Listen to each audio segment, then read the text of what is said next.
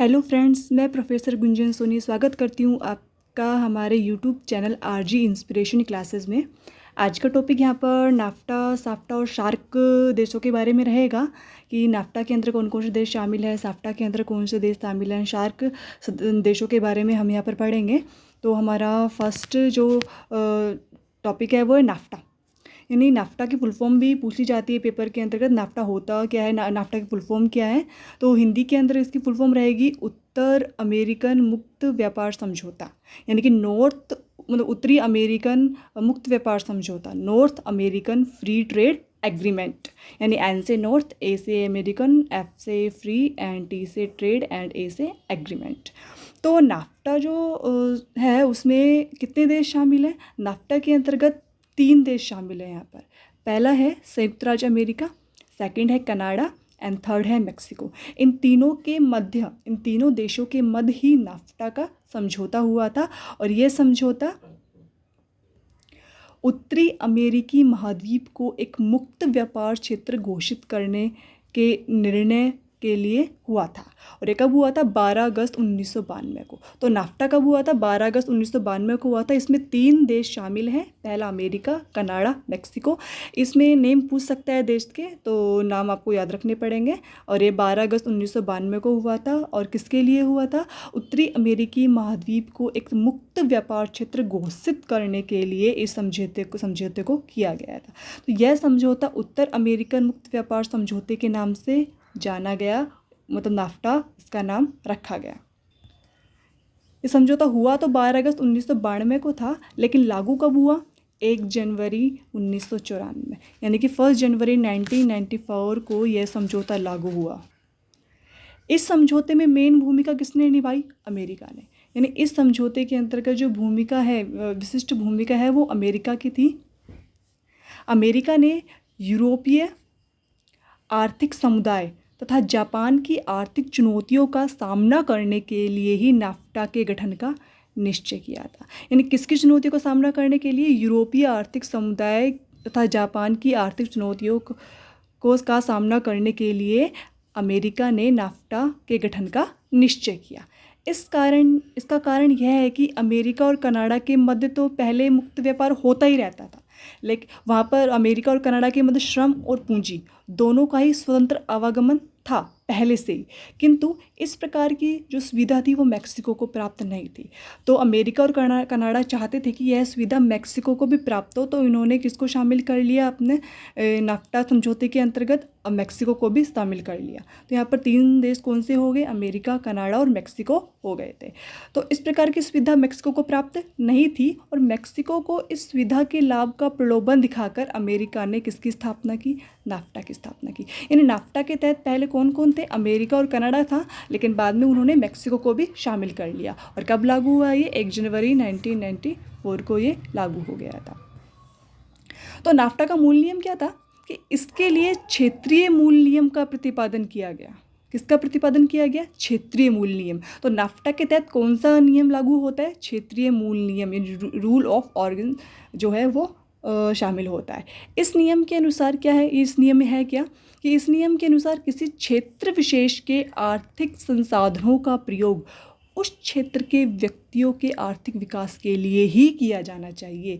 यानी कि America, Canada और मेक्सिको में जो भी संसाधन है, जो भी आर्थिक संसाधन है, वही उनका यूज़ करेंगे, अदर कोई व्यक्ति उसका यूज़ नहीं करेगा। तो इस क्षेत्रीय मूल नियम में साफ साफ लिखा हुआ है कि क्षेत्र विशेष के आर्थिक संसाधनों का प्रयोग उस क्षेत्र के व्यक्ति के आर्थिक विकास के लिए ही किया जाना चाहिए। अतः इस नियम के माध्यम से उत्तर अमेरिका महाद्वीप के आर्थिक संसाधनों का उपयोग साझा रूप से इस क्षेत्र के विकास के लिए बेहतर तरीके से किया जा सकता है। यानी कि अमेरिका, कनाडा और मेक्सिको तीनों जो देश है वो अपने अपने संसाधनों का यूज़ कर सकते हैं और एक दूसरे के भी संसाधनों का यूज वही कर सकते हैं तीनों, उनके अलावा और कोई नहीं कर सकता है। तो यहाँ पर नाफ्टा पहला नाम चलता था, लेकिन नाफ्टा का यहाँ नाम चेंज कर दिया गया है और सबसे मेन इंपॉर्टेंट पॉइंट आ जाता है कि नाफ्टा का नया नाम क्या है। यानी नाफ्टा का जो नया नाम है वो 1 जुलाई 2020 से प्रभाव में आया है। और क्या नाम है? USMCA, यानी USMCA। नाफ्टा की जगह USMCA, United Mexico Canada agreement. ये नाम यहाँ पर रख दिया गया है। यानी यू से यूनाइटेड, यूएस से यूनाइटेड स्टेट, एम से मैक्सिको, सी से कनाडा एंड ए से एग्रीमेंट। तो इसका नया नाम नाफ्टा क्या है? USMCA। इसकी फुल फॉर्म आप याद कर लीजिएगा कि पूछ सकता है USMCA की फुल फॉर्म क्या है और ये कब प्रभाव में आया।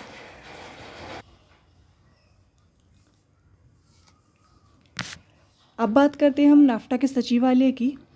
तो जो नाफ्टा का कोई केंद्रीय सचिवालय नहीं है, बल्कि इसके 3 अलग अलग राष्ट्रीय सचिवालय है ना। पहला जो सचिवालय का है मैक्सिको सिटी यानी मैक्सिको में, सेकंड ओटावा कनाडा में, एंड थर्ड वाशिंगटन DC संयुक्त राज्य अमेरिका में। यानी जो तीनों देश नाफ्टा के अंदर शामिल हैं, अमेरिका, कनाडा एंड मैक्सिको, इन तीनों देश में ही इसके राष्ट्रीय सचिवालय स्थापित है।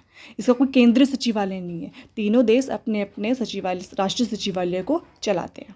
तो पहला राष्ट्रीय सचिवालय कहाँ है इसका? मैक्सिको सिटी मैक्सिको में, सेकंड ओटावा कनाडा में, थर्ड वाशिंगटन DC संयुक्त राज्य अमेरिका में है। अब नेक्स्ट आता है हमारा टॉपिक साफ्टा। साफ्टा के फुल फॉर्म क्या है? दक्षिणी एशियाई स्वतंत्र व्यापार समझौता, यानी कि south Asian free trade agreement. तो देखिए साफ्टा में क्या क्या है। दक्षेश राष्ट्रों के दक्षिण एशियाई स्वतंत्र व्यापार समझौते के तहत चरणबद्ध व्यापार उदारीकरण कार्यक्रम के पहले चरण की प्रशुल्क कटौती को भारत ने 1 जुलाई 2006 से लागू कर दिया गया। यानी कि साफ्टा के तहत किसको लेके आया गया? व्यापार उदारीकरण कार्यक्रम को यहाँ पर लाया गया। और ये इसकी कटौती कब लागू की गई? पहले चरण में ही 1 जुलाई 2006 को व्यापार उदारीकरण कार्यक्रम का पहला चरण साफ्टा के तहत शुरू किया गया। इसके तहत क्या किया गया? इसमें 380 उत्पादों के दक्षेश देशों से आयात पर प्रशुल्क दरें हटाई गई। तो साफ्टा के अंतर्गत हमने जो व्यापार थे एक देश से दूसरे देश से जो व्यवसाय होते थे, जो व्यापार होते थे, उनमें उदारीकरण लाने का साफ्टा के अंतर्गत सोचा गया। और यह उदारीकरण कैसे लाया गया? 380 उत्पादों पर से क्या हटाई गई? प्रशुल्क दरें घटाई गई। और इनमें क्या क्या शामिल था? कौन कौन से उत्पाद को शामिल किया गया था?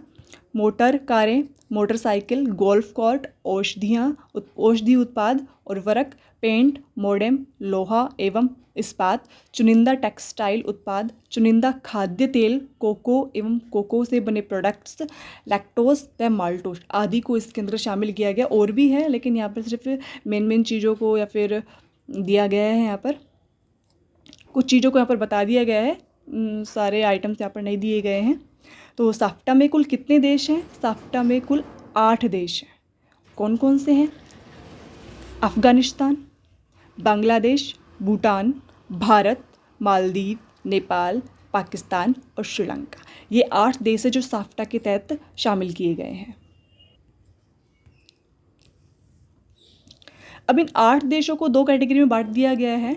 पहली कैटेगरी हमारी लिस्ट डेवलप्ड कंट्रीज़ यानी कि LDC, एंड सेकंड जो है नॉन लिस्ट डेवलप्ड कंट्रीज़। तो यहाँ पे जो 8 देश है, टोटल 8 देश कौन कौन से हैं? अफ़गानिस्तान, बांग्लादेश, भूटान, भारत, मालदीव, नेपाल, पाकिस्तान और श्रीलंका। इन 8 देशों में लिस्टेड डेवलप्ड कंट्री कौन कौन सी है? बांग्लादेश, भूटान, मालदीव एवं नेपाल। और नॉन लिस्टेड कंट्री कौन कौन सी हैं? लिस्टेड डेवलप्ड कंट्री को छोड़कर बाकी जो कंट्रियां हैं वो किस में आ जाएंगी? हमारी नॉन लिस्टेड जो कंट्रीज़ है उसमें आ जाएंगी। यहाँ पर ये बताया गया है कि जो लिस्टेड डेवलप्ड कंट्री है और जो नॉन लिस्टेड डेवलप्ड कंट्री है, इनके मामलों में ड्यूटी में कटौतियाँ अलग अलग है। यानी यहाँ पे जो नाम दिए गए हैं उन कंट्रीज़ के अंतर्गत यहाँ पे जो कटौतियाँ की गई है, जो भी प्रशुल्क दरें लगाई गई है, जो भी प्रशुल्क दर कम की गई है, वो इन देशों में की गई है। इसमें दक्षेश राष्ट्रों के आपसी व्यापार को बढ़ावा मिलेगा। यानी कि हम व्यापार को उदारीकरण करना चाहते हैं, व्यापार को बढ़ाना चाहते हैं, तो हमने क्या किया? दरों को कम कर दिया, प्रशुल्क दरों को कम कर दिया, जिससे उदारीकरण हमारा हो गया। तो यह किस लिए किया गया था? ताकि आपसी व्यापार को बढ़ावा मिले। स्वदेशी उद्योग और किसानों की विदेशी प्रतिस्पर्धा से सुरक्षा की दृष्टि से चुनिंदा उत्पादों की एक संवेदनशील सूची भी यहाँ पर क्या कर ली गई? निर्धारित कर ली गई है। अब क्या गैर अल्प विकसित देश के लिए, यानी कि नॉन LDC जो नॉन डेवलप्ड कंट्रीज़ जो थी उनके लिए 884, तथा अल्प विकसित देश यानी कि लेस डेवलप्ड कंट्रीज़ के लिए 763 यानी कि 763 उत्पादों को इस संवेदनशील सूची में शामिल किया गया। इस सूची में क्या किया, शामिल उत्पादों के मामले में व्यापार उदारीकरण कार्यक्रम लागू नहीं होगा। यानी यहाँ पर जो इन देशों के लिए जो उत्पाद निर्धारित किए गए हैं उनमें उदारीकरण कार्यक्रम लागू नहीं होगा। व्यापार उदारीकरण के तहत नॉन लिस्टेड डेवलप्ड स्टेट्स यानी कि भारत, पाकिस्तान एवं श्रीलंका दक्षेश के अन्य देशों से आयात पर 20% शुल्क ही आरोपित करेंगे, जबकि अगले 5 वर्षों में इन्हें श्रीलंका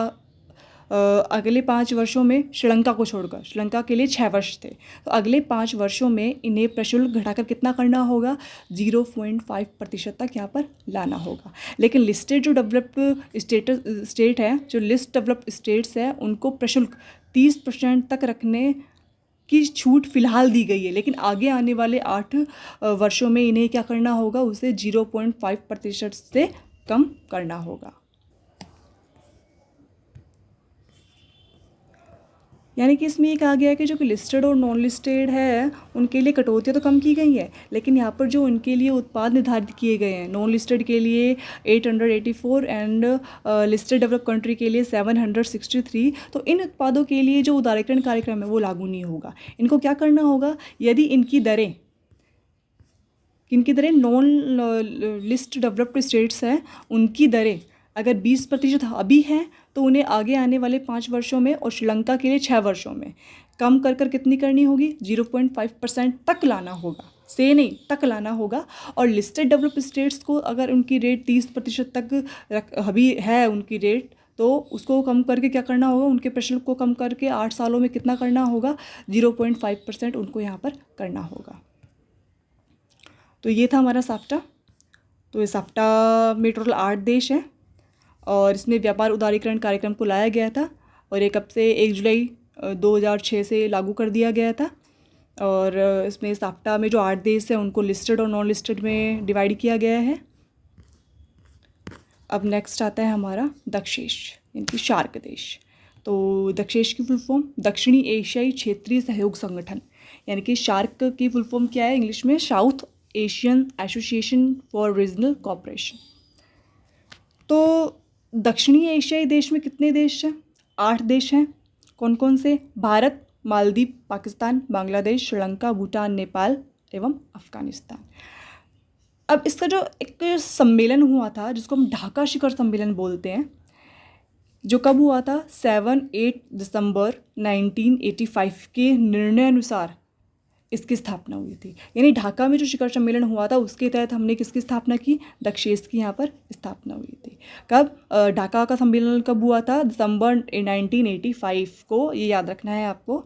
और इसका मुख्यालय कहाँ है, इसका मुख्यालय काठमांडू में है। ध्यान रखिएगा, दक्षेश का मुख्यालय कहाँ पर है, काठमांडू में। और प्रतिवर्ष शासनाध्यक्षों का सम्मेलन किए जाने का प्रावधान है, यानी कि प्रतिवर्ष इसका मुख्यालय काठमांडू में है और प्रतिवर्ष यहाँ पर जो शासन अध्यक्ष जो शासन को चलाते हैं, जो दक्षेश को चलाते हैं, उनके सम्मेलन के लिए प्रतिवर्ष उनका सम्मेलन किए जाने का यहाँ पर प्रावधान रखा गया है। किंतु किसी न किसी कारणवश से यहाँ पर शिखर सम्मेलन विलंबित होते रहे हैं और यहाँ सम्मेलन हुए ही नहीं है आगे चलकर।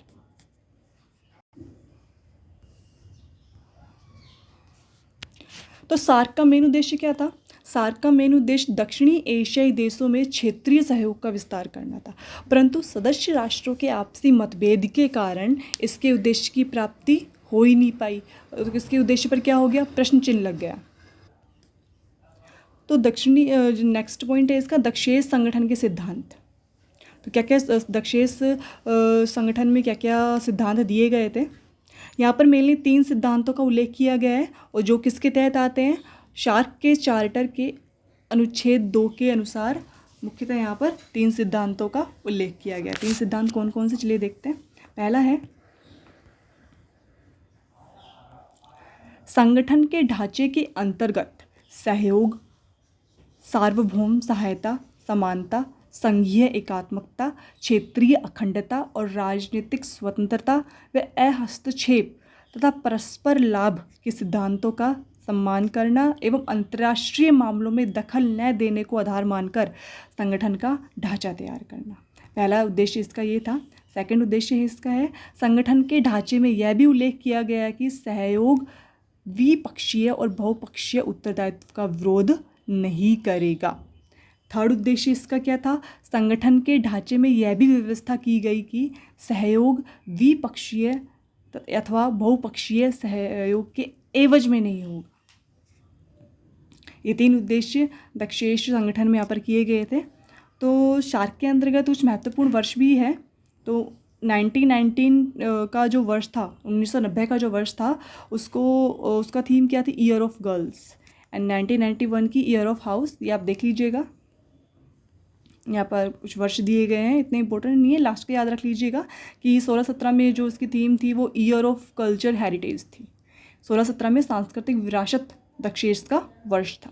तो दक्षेश राष्ट्रों में वर्ष 2016-17 में सांस्कृतिक विरासत के दक्षेश वर्ष के रूप में मनाने का इन्होंने फैसला किया था, जो कहाँ पर हुआ था, नई दिल्ली, है ना। जो नई दिल्ली में दक्षेश राष्ट्र के संस्कृति मंत्रियों के सम्मेलन में इसको किया गया था। अब दक्षेश के शिखर सम्मेलन, पहला शिखर सम्मेलन 1985 में दिसंबर में हुआ था, ढाका बांग्लादेश में हुआ था। सेकंड जो हुआ था 1986 नवंबर में हुआ था, बेंगलोर भारत में हुआ था। थर्ड जो है वो नवंबर 1987 काठमांडू नेपाल में हुआ था। फोर्थ दिसंबर 1988 इस्लामाबाद पाकिस्तान में हुआ था। नंबर 5 नवंबर 1990 मालदीव में हुआ था। दिसंबर 1991 कोलंबो श्रीलंका में हुआ था। सेवन्थ जो अब 1993 अप्रैल में है वो ढाका बांग्लादेश में हुआ था। एंड 1995 मई में ये नई दिल्ली भारत में हुआ था। 1997 में फिर मालदीव में हुआ था। 1998 Colombo Sri Lanka and 2002 Kathmandu Nepal, 2004 Islamabad Pakistan, 2005 Dhaka Bangladesh and April 2007 का नई दिल्ली भारत एंड 2008 का कोलंबो श्रीलंका, अप्रैल 2010 का थिम्पू भूटान, नवंबर 2011 का आड़ू सिटी मालदीव एंड नवंबर 2014 का काठमांडू में हुआ था। एंड नवंबर 2016 का पाकिस्तान में प्रस्तावित था, लेकिन इसको क्या कर दिया गया, स्थगित कर दिया गया। तो भारतीय प्रधानमंत्री अथवा उनके प्रतिनिधि द्वारा पाकिस्तान समर्थित आतंकवादियों द्वारा उड़ी, यानी कि जम्मू कश्मीर में उड़ी स्थान है, में भारतीय सैनिकों को मार दिए जाने के विरोध स्वरूप 19वें दक्षेश शिखर सम्मेलन में भाग लेने से मना कर दिया। और इसके कारण यह सम्मेलन क्या हो गया, स्थगित हो गया। यानी 2016 का जो सम्मेलन था वो पाकिस्तान में किया गया था, लेकिन जम्मू कश्मीर में जो आतंकवादियों ने हादसा किया था हमारे भारतीय सैनिकों के साथ, तो उसकी वजह से ये शिखर सम्मेलन क्या हो गया था, स्थगित हो गया था, क्योंकि उसमें जाने से भारत ने मना कर दिया था। तो दक्षेश चार्टर के अनुसार सदस्य राष्ट्रों में से किसी एक राष्ट्र यदि सम्मेलन में भाग लेने से मना कर देता है तो वो सम्मेलन क्या माना जाता है, स्थगित माना जाता है। यानी यहाँ पर सभी देशों को उपस्थित होना, उनकी रजामंदी होना ज़रूरी होता है, लेकिन अगर एक ने भी मना कर दिया तो सम्मेलन क्या हो जाएगा, स्थगित करना होगा, वो सम्मेलन नहीं हो सकता है। तो आर्थिक सहयोग मंच जो कौन सा था, BCIM का गठन क्षेत्रीय आर्थिक सहयोग को बढ़ावा देने के उद्देश्य से भारत, बांग्लादेश, म्यांमार व चीन ने एक नए आर्थिक सहयोग मंच BCIM का गठन फरवरी 2000 में किया था। यानी कि BCIM का गठन फरवरी 2002 में हुआ था और ये एक नया आर्थिक सहयोग मंच था जो क्षेत्रीय आर्थिक सहयोग को बढ़ावा देने के लिए किया गया था। किसके द्वारा, भारत, बांग्लादेश, म्यांमार और चीन के द्वारा किया गया था।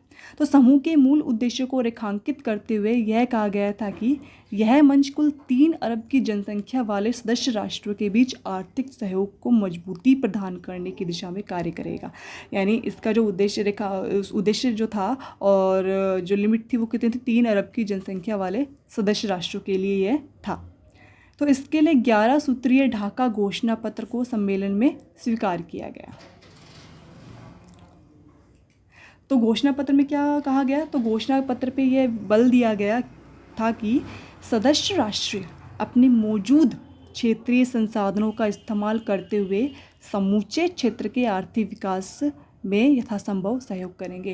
यानी जो भी शार्क देश के सदस्य देश थे, उनके जो संसाधन थे, जो आर्थिक संसाधन थे, उन सभी का वो इस्तेमाल करेंगे। और किसके लिए करेंगे? आर्थिक विकास में अपना सहयोग देने के लिए करेंगे। इसके अतिरिक्त घोषणा पत्र में और क्या था कि सदस्य देशों के बीच एक ऐसी परिवहन प्रणाली विकसित करने पर बल दिया गया है जिसके जरिए क्षेत्रीय और अंतर्राष्ट्रीय स्तर पर व्यापारिक प्रतिस्पर्धा का सफलतापूर्वक सामना करने के वास्ते वस्तुओं सेवाओं को एक स्थान से दूसरे स्थान तक ले जाने का काम सुगमतापूर्वक किया जा सकेगा। यानी यहाँ पर एक परिवहन प्रणाली का भी विकास किया गया। इस अवसर पर मंच ने अपने सदस्य देशों के अग्रणी व्यापारिक समूह से इस वर्ष के अंत तक अपने अपने क्षेत्र में व्यापार और निवेश के रास्ते में आने वाली बाधाओं की पहचान कर उसके लिए एक प्रभावी कार्यक्रम तैयार करने का आह्वान किया था। यानी यहाँ पर जो 11 सूत्रीय कार्यक्रम हुआ था, 11 सूत्रीय ढाका घोषणा पत्र हुआ था, तो इनमें ये मेन बातें थी कि पहली बात जो थी वो ये थी कि आर्थिक विकास में सहयोग देगा। यानी जो भी सदस्य देश है उनके जो संसाधन हैं उनसे वो आर्थिक विकास में सहयोग देगा। दूसरी बात क्या थी? दूसरी बात थी कि यहाँ पर परिवहन प्रणाली विकसित की गई। थर्ड जो घोषणा पत्र में वो था कि व्यापार और निवेश के रास्ते में आने वाले बाधाओं को पहचाना जाए और उनको सोल्व करने के लिए कार्यक्रम तैयार किया जाए। अब है दक्षेस संगठन के उद्देश्य। तो सार्क संगठन में प्रथम सम्मेलन में कुछ उद्देश्य एवं सिद्धांतों पर गहराई से विचार विमर्श कर संगठन द्वारा कुछ उद्देश्यों को निश्चित किया गया था। तो ये जो उद्देश्य है वो दक्षेस चार्टर के अनुच्छेद 1 में आते हैं। जो कौन कौन से उद्देश्य हैं, क्या क्या उद्देश्य रखे गए थे प्रथम सम्मेलन के तहत? नंबर फर्स्ट है संगठन द्वारा दक्षिण एशियाई देशों के लोगों के कल्याण एवं उनके जीवन स्तर में सुधार करना। यानी जो दक्षिणी एशियाई देश है, उन देशों के जो लोग हैं उनमें क्या करना? कल्याण और उनके जीवन स्तर में सुधार करना। दूसरा जो उद्देश्य है वो सामान्य लक्ष्य में उद्देश्यों के मामलों पर अंतर्राष्ट्रीय मंचों पर आपसी सहयोग को मजबूत करना और क्षेत्र में आर्थिक, सामाजिक व सांस्कृतिक विकास में तेजी लाना तथा अन्य विकासशील देशों के साथ सहयोग में वृद्धि करना। ये इसका दूसरा उद्देश्य था। तीसरा उद्देश्य है अंतर्राष्ट्रीय विषयों पर सामान्य हित के मामलों में सहयोग प्रदान करना तथा दक्षिण एशिया के देशों की सामूहिक आत्मनिर्भरता में वृद्धि करना। ये इसका तीसरा उद्देश्य था। फोर्थ उद्देश्य है आपसी विश्वास करना और एवं समझदारी से सहयोग प्रदान करना तथा एक दूसरे की समस्याओं का समाधान करने का प्रयास करना। ये इस संगठन का फोर्थ उद्देश्य था। एंड 5 है आर्थिक, सामाजिक, सांस्कृतिक, तकनीकी और वैज्ञानिक क्षेत्र में सक्रिय सहयोग और सहायता में वृद्धि करना।